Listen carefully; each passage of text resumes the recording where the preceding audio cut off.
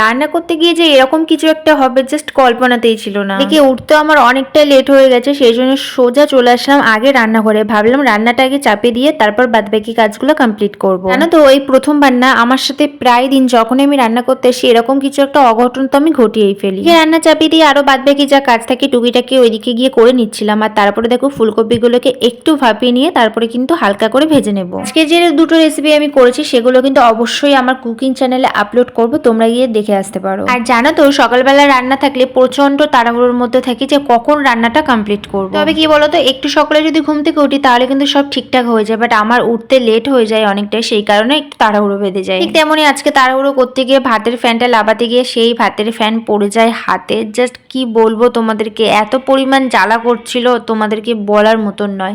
তারপরে এই যে আলুর খোসা কেটে রেখেছিলাম সেটা একটু দিয়ে দিচ্ছিলাম। তারপরে তো ওটা চুপচাপ বসে থাকলে হবে না, রান্নাটা পুরোটা কমপ্লিট করতে হবে। দেন এদিকে রান্না যেটুকু বাকি ছিল সেটা আবার কমপ্লিট করছিলাম। আর এত জ্বালা করছিল তারপরে গিয়ে একটু আবার কোলগেট লাগিয়ে আসলাম, তারপরে একটু স্বস্তি হলো।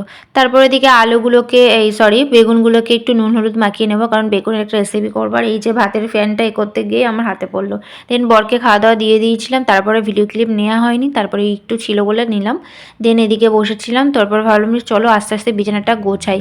আর বিছানা গোছাতে গিয়ে হাতে আমার মানে জাস্ট একটু কাটা রে পড়েছে, এতটা জ্বালা করছিল তোমাদেরকে বলে বোঝাতে পারবো না। এই জিনিস মাঝে মাঝে ভাবি যখন বাড়িতে কিছু হতো বা বিয়ের আগে কিছু হতো, মানে একটা কিছু নিয়ে সেটা নিয়ে পড়েই থাকতাম, বাট এখন সেটা ভুলে গিয়ে আবার নেক্সট কাজ করতে হয়। তো এটাই হচ্ছে মেয়েদের জীবন অ্যাকচুয়ালি। আর আজকে কয়েকটা জামা কাপড়ই ছিল, বেশি জামা কাপড় ছিল না। জানো তো সকাল সকাল জামা কাপড় কেচে দিলে তাড়াতাড়ি শুকিয়েও যায়, কিন্তু আমার যেই একটু লেট হয়ে যায় সেই কারণে একটু লেট করে দিচ্ছি আজকে। আর শোকাতে কিন্তু আজকে পুরোপুরি কমপ্লিট হবে না। যে গরমকালের রোদটা প্রচন্ড মানে তাতা করে, কিন্তু শীতের রোদটা না খুব একটা গায়ে লাগে না, সেটাই হচ্ছে ব্যাপার। আর জানো তো মামাম কয়েকদিন আগে বলেছিলাম না বিছানায় টয়লেট করে দিয়েছে, সেটা তো একবার ভিজে গিয়েছিল, সেটা তো আমি শোকালাম। দেন আবার কালকে মামাম জল ফেলে দিয়েছে, মানে ওই মেয়েটাকে নিয়ে আমি ওর পারি না। মোটামুটি সব কাজ কমপ্লিট, এবার নিচে গিয়ে স্নান করবো। মামাম যেহেতু বাড়িতে নেই, ও গেছে মামা বাড়িতে। ভিডিওটা এখানে এন্ড করছি, কেমন লাগলো জানিও, ভালো লাগলে লাইক কমেন্ট শেয়ার ফলো করতে একদম ভুলো না। Tata bye.